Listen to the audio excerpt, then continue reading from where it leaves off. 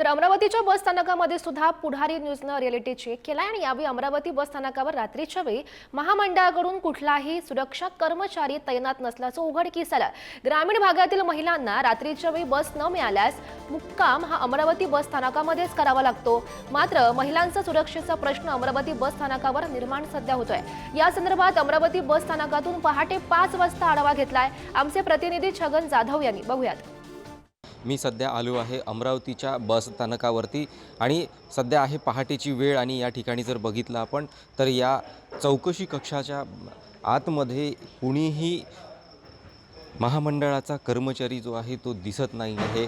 पहाटेच्या वेळी हा पूर्ण कक्ष जो आहे तो मनुष्यहीन झालेला आहे। यासोबतच जर बघितलं तर अमरावतीच्या बस स्थानकामध्ये रात्रीच्या वेळी प्रवासी जे आहेत मुक्काम करत असतात। अनेक ग्रामीण भागातल्या प्रवाशांना बस मिळाली नाही तर त्यांचा मुक्काम जो आहे तो या बस स्थानकावरती असतो आणि अशीच परिस्थिती जी आहे ती या ठिकाणी दिसते। मात्र सुरक्षेचे 3-13 या पूर्ण बस स्थानकावर वाजल्याचं दिसत आहेत। एकंदरीत केवळ प्रवासी जे आहेत ते या बस स्थानकावरती झोपलेले दिसत आहेत। त्यांची सुरक्षेचा प्रश्न, कारण अनेक महिला देखील या ठिकाणी आपल्याला उघड्यावर झोपलेल्या आपण या ठिकाणी पाहतो।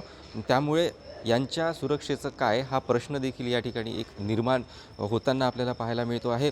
अमरावती बस स्थानकातून नागपूर असेल, चंद्रपूर असेल, परतवाडा असेल किंवा मध्य प्रदेशकडे जाणाऱ्या बसेस ज्या आहेत ते सकाळच्या वेळी सुटत असतात आणि यासाठी नागरिक जे आहेत ते सकाळच्या वेळी लांबचा प्रवास करण्यासाठी सकाळच्या वेळी या अमरावती बस स्थानकावर दाखल होत असतात।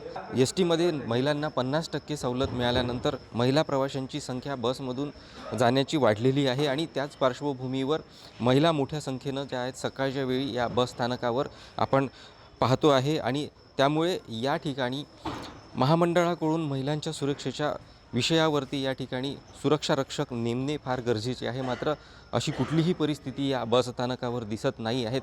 या उलट चोरट्यांचा जो सुळसुळाट आहे या बस स्थानकावर नेहमीच पाहायला मिळतो। महिलांच्या सुरक्षेसोबत प्रवाशांची सुरक्षा देखील कशा पद्धतीने महामंडळांकडून किंवा पोलीस पेट्रोलिंग या ठिकाणी होते का हे पाहणं तितकंच महत्त्वाचं ठरणार आहे। कॅमेरा पर्सन प्रज्योतसह छगन जाधव, पुढारी न्यूज, अमरावती।